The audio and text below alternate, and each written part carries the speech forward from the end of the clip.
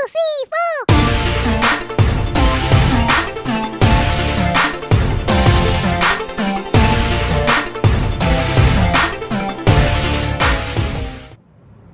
Hey everybody, it's Christian from Triple C Man McGame. So, on today's comic book issue of the day, we're going to go over something that you probably never really heard of before. It's going to take you back to like 1993. Now, the cool thing about today's book, it actually kind of brings into perspective what's going on today. VR, virtual reality. Everyone does the Oculus and the PlayStation Play, or like whatever come about.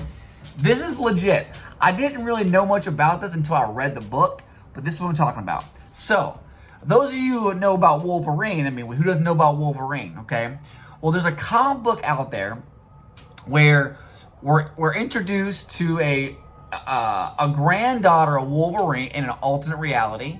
The name is Nikki Doyle, Wild Thing, right? Now check this out, okay?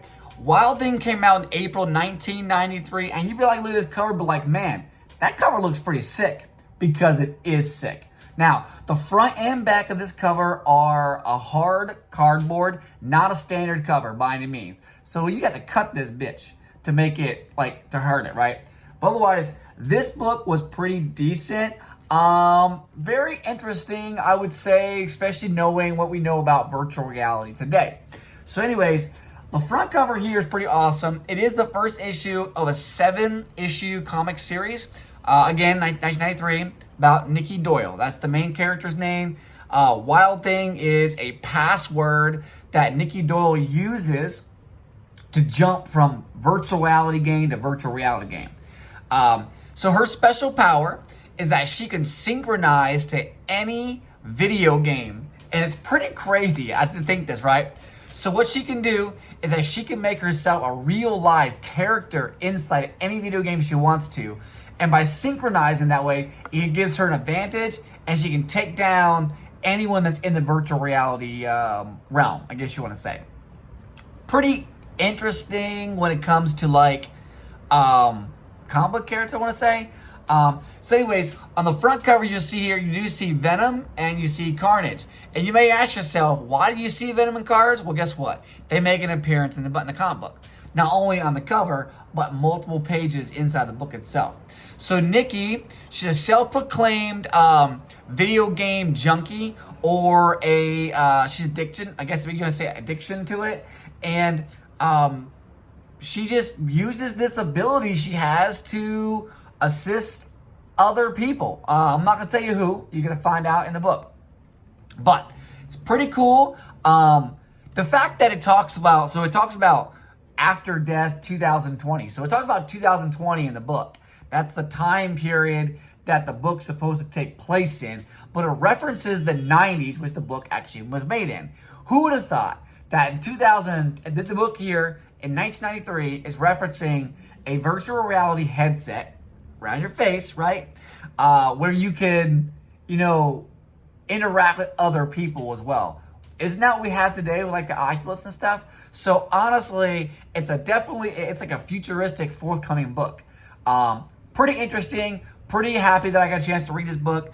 I had forgotten I had it in my collection, honestly. But anyways, this book is only about a $3 book. It's not super expensive at all. The one key fact of this book that makes it kind of important is that it's the first appearance of Wild Thing, Nikki Doyle, who, I said earlier, is based in an alternate reality universe where she's the granddaughter of Wolverine. Now, that fact is actually displayed in another book called, her character's name is Rena, I guess.